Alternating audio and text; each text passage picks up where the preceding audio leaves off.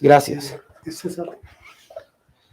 Por el bien de todos, primero los pobres. O sea, esa frase sigue tan vigente como 1999, cuando la esbozó por primera vez Andrés Manuel López Obrador, cuando era precandidato a jefe de gobierno de la Ciudad de México. Todavía tenemos que seguir avanzando en terminar con la pobreza de una gran parte de la población. El avance que se ha dado en este sexenio no debe de ser de la meta, sino tenemos que seguir avanzando en desterrar la pobreza de este país.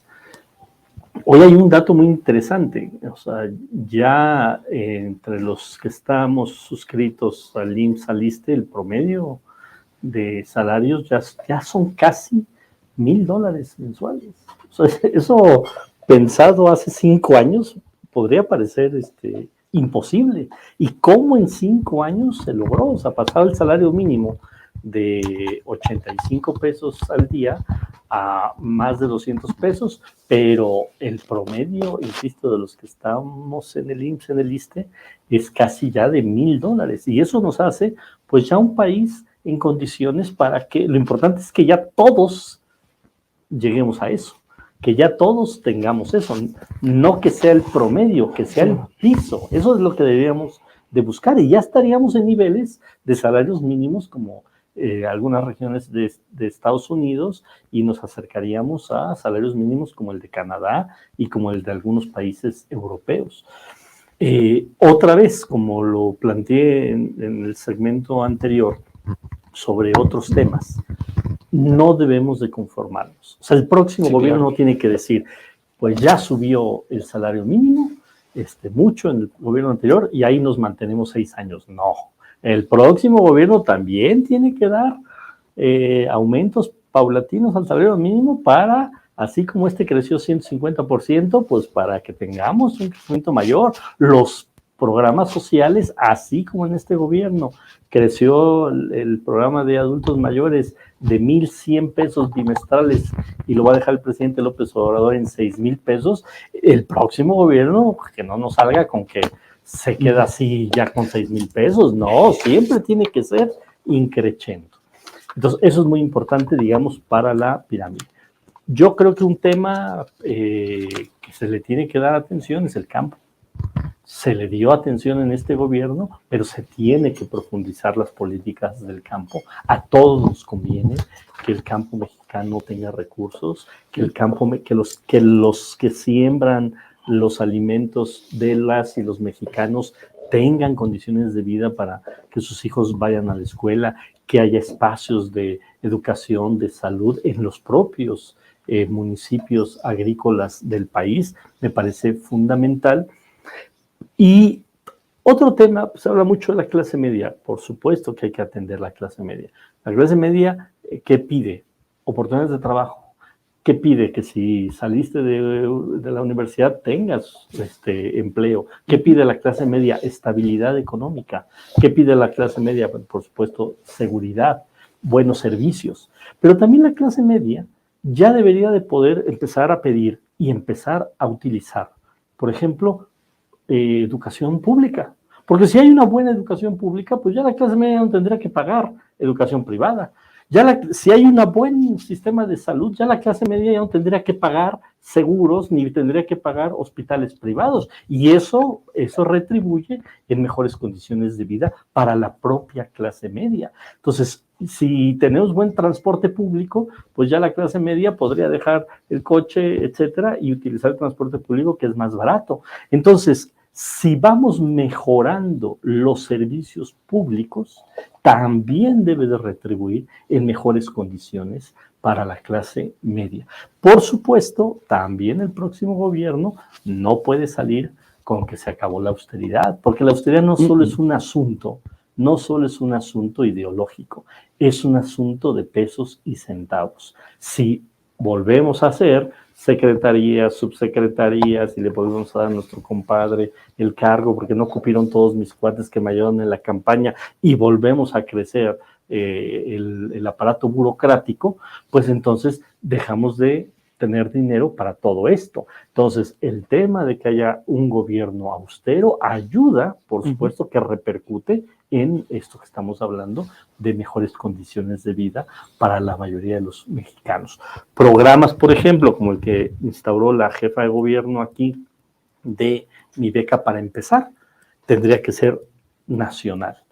Hoy se apoya a una parte de estudiantes de preescolar, primaria y secundaria a nivel nacional, pero no a todos. Hoy se apoya a los de la prepa, hoy se apoya a los de la universidad, pero nos falta esa base y por supuesto que se tiene que hacer, y programas para que también las mujeres, sobre todo las mujeres que llevan la batuta en sus familias, pues también tengan mejores condiciones de vida. Son algunos de los planteamientos que podemos esbozar. Muchísimas gracias, Daniel. Sí, México y el mundo va a estar ante una oportunidad única.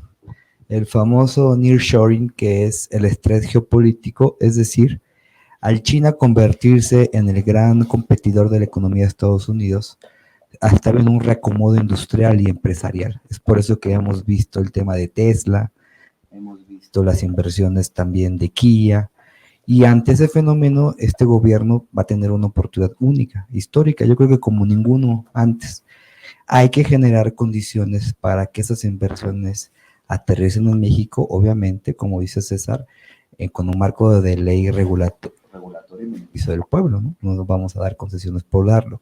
Pero me parece que eso sí es un tema histórico que si no lo vemos, si no lo analizamos, podemos perder la oportunidad para que haya bienestar para la gente. El tema que hizo el presidente, que yo creo que es histórico y no lo hemos visto, es el tema de la reforma del outsourcing. Por eso lo que comentas es, antes pues las empresas no pagaban o te daban de alta con un sueldo muy bajo y te pagaban por fuera.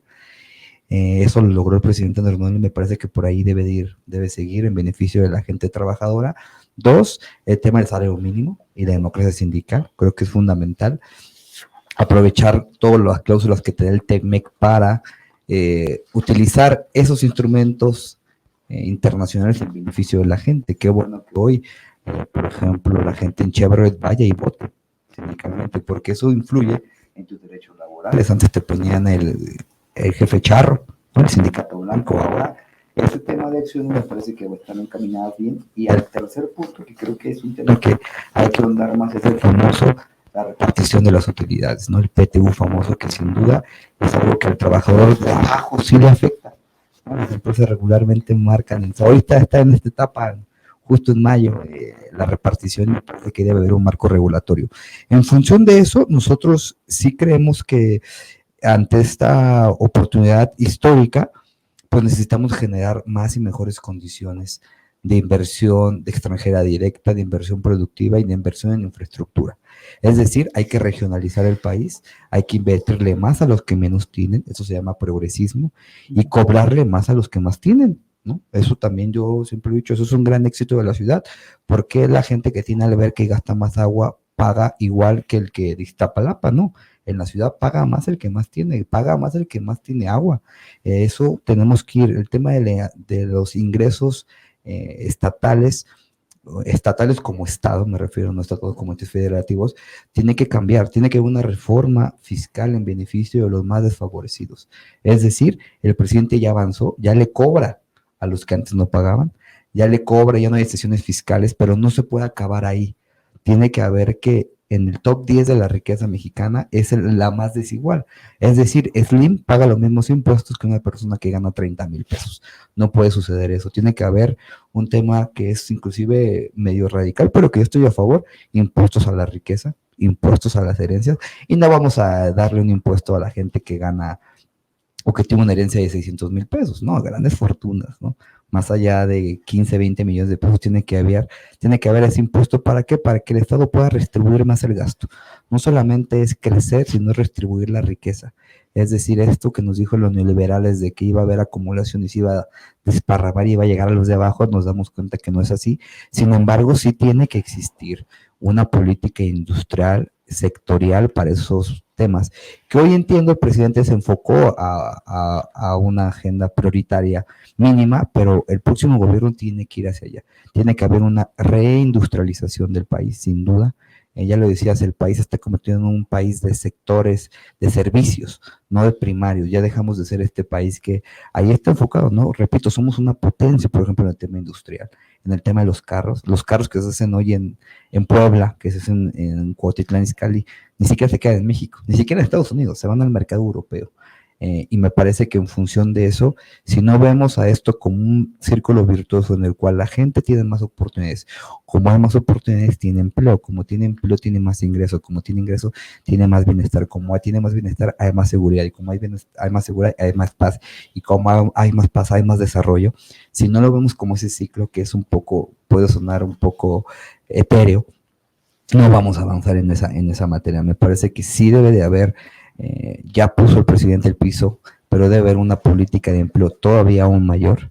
Sí debe de haber mejores y más mecanismos para que México reciba más y mejor inversión directa, que esa inversión no se vaya a colonizar a las comunidades indígenas ni vaya en contra de ellos, sino al contrario, vaya en beneficio de ellos y vaya en beneficio de que haya lo que decíamos, más desarrollo y menos pobreza. Creo que eso es lo que todo mundo queremos, eso es lo fundamental, pero en este tema, si no hacemos un tema en verdad, de abonar más al tema del cooperativismo, me parece que las sociedades y el desarrollo económico deben ir de abajo hacia arriba, no de arriba hacia abajo. Si en verdad no generemos más derechos para los trabajadores, si en verdad no generamos más y mejor empleo, poco vamos a avanzar. Y México está ante esta oportunidad histórica de esta reacomodo, porque se escucha muy choro eso del nearshoring, reacomodo del estrés geopolítico, en todo el mundo va a buscar dónde invertir.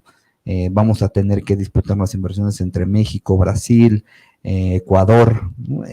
¿Por qué? Porque China está creciendo, le va a competir a Estados Unidos y Estados Unidos va a necesitar un mercado. Y ese mercado tiene que ser con derechos laborales, tiene que ser con más y mejores ingresos, con democracia sindical y lo más importante, pues que en verdad se redistribuya el ingreso. De nada nos va a servir que ganen más los que tienen más. Lo que hay que hacer es que ganen más los que tienen menos. Eso es lo fundamental y eso es una política progresiva del empleo.